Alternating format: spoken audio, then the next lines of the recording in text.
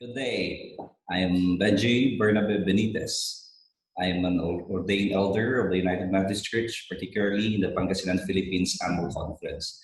Currently, I am assigned in the First United Methodist Church, the Lupan Temple, with diverse members. We have 3 services where I preach in Pangasinan or native language, in English, because we have foreign students from Africa, from Korea, and other places, even from India.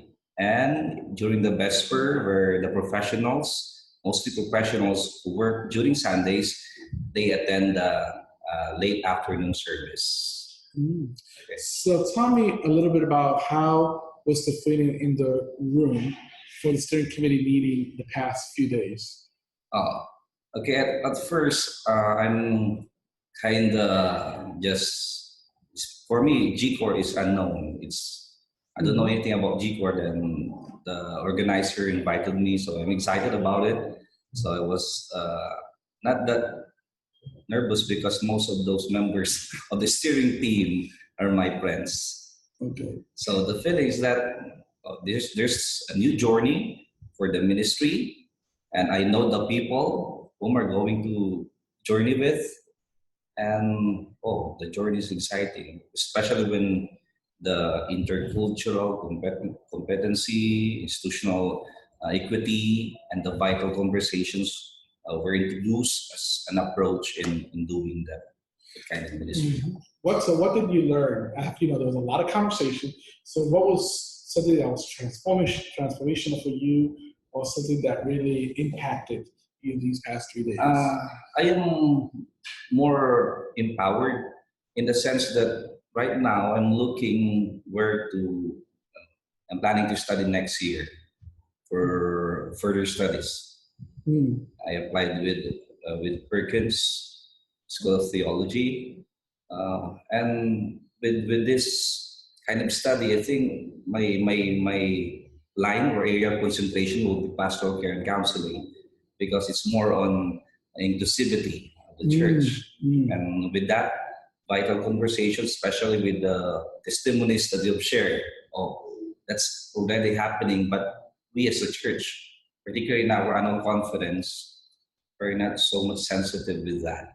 And I am empowered to, I need to work with the annual conference. I'm the board of discipleship chair.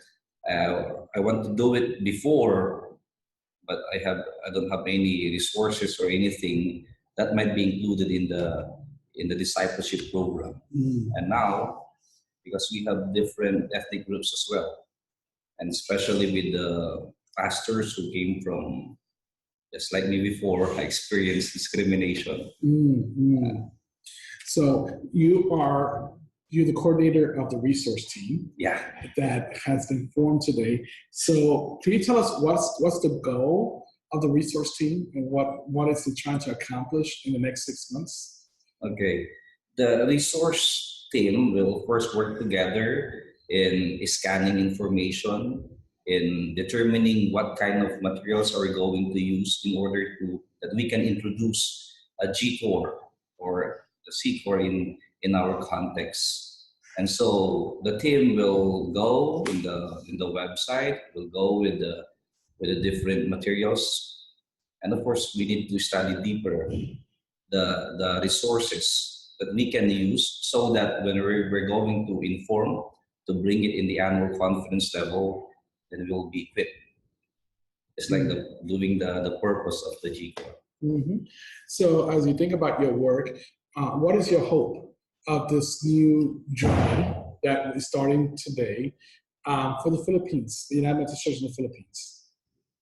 I hope that the Philippine church will become more inclusive in terms of equality, in terms of distribution of power, because whether you like it or not, there's power in the church, and sometimes only those in the upper position that they're using the power. And with the ministry of with the General Commission on Religion and Race, including the culture, then the church will become inclusive.